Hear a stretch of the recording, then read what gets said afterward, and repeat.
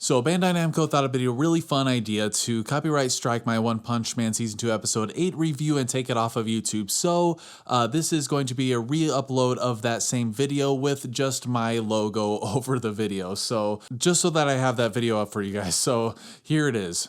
One Punch Man Season 2 Episode 8 has finally released, as it was well over an hour late today for some reason. But I gotta say, it was a pretty good episode for the most part. I've got a couple little problems with it, but for the most part, it felt focused. The action was cool. There was some decent looking animation, although some really wonky off-model characters. But the major highlight of this episode is Suiryu, and we will get into that down the line. So we start off the episode with Suiryu becoming, as I like to call him, Serial, becoming the champion of the fighters tournament, and he's given this big trophy, and he's like, I'm gonna just avoid this Saitama guy, because if you remember, Saitama was disqualified, and Goketsu, the villain of this tournament, he's kind of, at this point in this episode, has taken over the role of being the villain of the arc from Garo. It's like we do see Garo a little bit, but it's almost like the focus has shifted completely from Garo, and it's really interesting because now it seems like they've opened the door for more opportunities for Garo in the future, because if we remember, Garo declined taking those cells, and he's like, no, screw you, screw the Monsters Association. Which was very interesting. So I'm really looking forward to seeing if Goketsu and Garo face off against each other. So we see Metal Knight underground. Finally, we get to see, because that giant centipede monster dragged him down there. And we got the, what's his name? The Monster King or whatever down there. And he's the one that's making all the monster cells, turning a bunch of people into monsters. Now, it is looking really, really bad for this world with all of these monsters. It's almost like a zombie apocalypse, except it's a monster apocalypse, and the the monster cells are the T-virus. Chose, who lost to Saitama earlier, takes the cells. Now, of course, this nerdy dude takes him, and he just got knocked out by Chose in regular form. So Chose, oh man, this is so cool. He takes the monster cells, and he turns into this devil dude, and he's so freaking cool looking. And he's super powerful. They make a point to show off how powerful these guys are after they take the cells, which is really gratifying, because then it gives kind of a scale for where they kind of should be in terms of power. But then Serial, being the champion of the tournament and how incredibly powerful he is, he takes on Chose in his regular form, and this fight is glorious, man. Really cool choreography, good action, and fairly fluid movement, and there were some shots that just, oh my god, I loved it. But then, of course, there's some shots that looked really wonky, especially when it comes to the character models looking really off-model. But that didn't actually bother me that much, because I feel like the direction in this episode was fairly on point, making everything flow a little bit better, especially when you compare it to the last couple of episodes where I feel like everything was just so rushed. And there was a few people in the comments of my last review who mentioned that the last episode really skipped a lot of stuff in the manga, and it makes me feel really bad that this manga is not getting the adaptation that it really deserves, But for the most part, I think this episode is a huge step up from the last couple of episodes. So we go to Watchdog Man and Garo, and I'm really looking forward to this fight. I'm starting to get pumped up because I heard somebody mention that Watchdog Man does some really cool stuff, and he shows this off here, and some of the shots are so freaking hilarious. Garo is attacking him, but Watchdog Man is just zooming all around him, and he's blocking Garo's attacks with his little paws. It is so fucking funny looking. And he has this blank face. I'm wondering if he's not even at full power yet. Can Garo even beat Watchdog Man? But unfortunately, that's all we really get. And that kind of left me a little bit disappointed. But at the same time, it kind of helped us focus more on the more important thing of Serial versus Goketsu, which is insane, man. Goketsu knocks Snek and Lightning Mask out, and he's like, did they die? And I'm like, probably not, because this show has made a point, and it's interesting because it ties in with Garo's little arc. He's like, why does everybody focus on the heroes, and everybody's cheering on the heroes when the monsters are so cool, and the monsters this and that? Well, this show actually does that too, because all of the heroes never die. They get injured and go to the hospital, sure.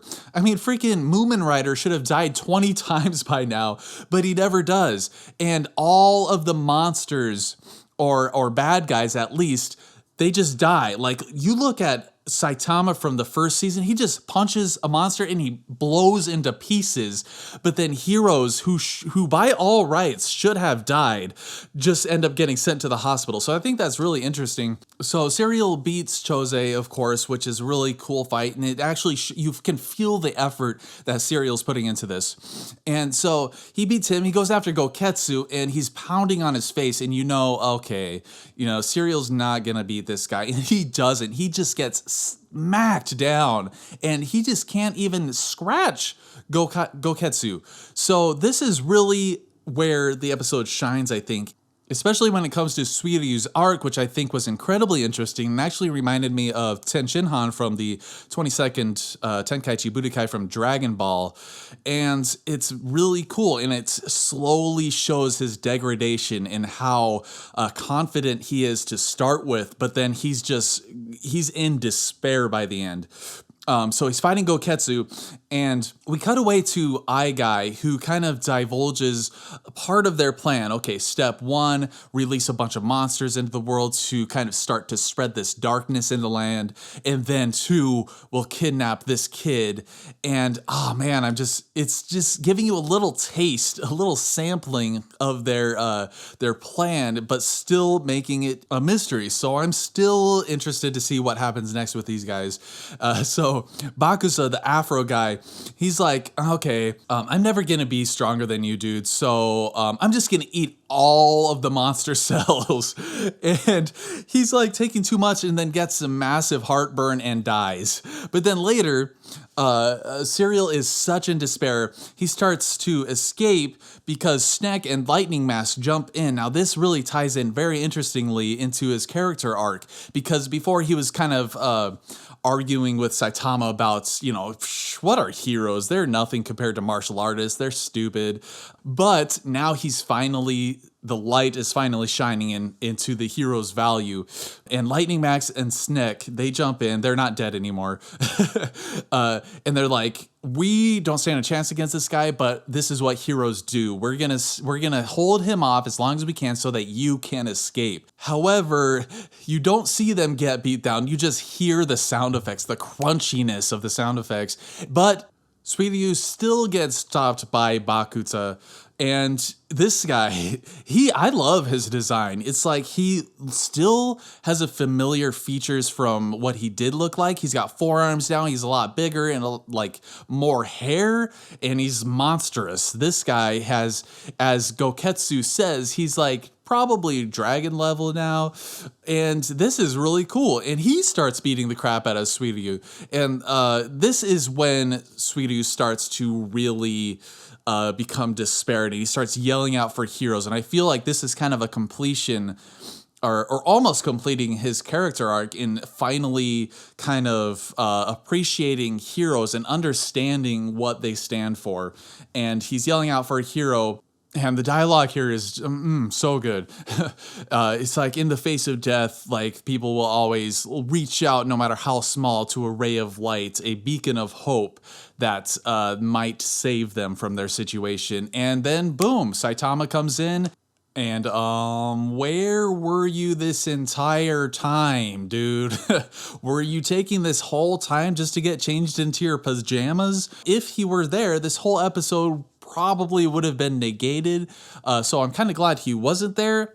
I feel like a lot of the tension kind of just dissipates when you think about that, because if he was there, boom, it would have been over in an instant probably. And we wouldn't have got that great stuff with Suiryu. So I'm kind of glad that Saitama was chased out of the stage at the end of the last episode. So, and it's really epic how he kind of comes in here now. So Anyway, I'm super looking forward to Saitama versus Bakuza. If this season is any indication, we're not going to see any of that fight.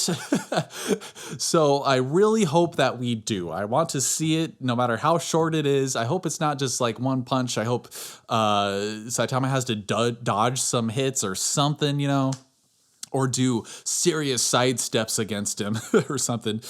So, man, I'm really looking for the next episode. I guess that wraps up my review. What do you guys think of this episode? I hope you enjoyed this review. Of course, subscribe. I cover One Punch Man every single week, as soon as I can after the episode comes out. So, again, thanks for watching and take it easy.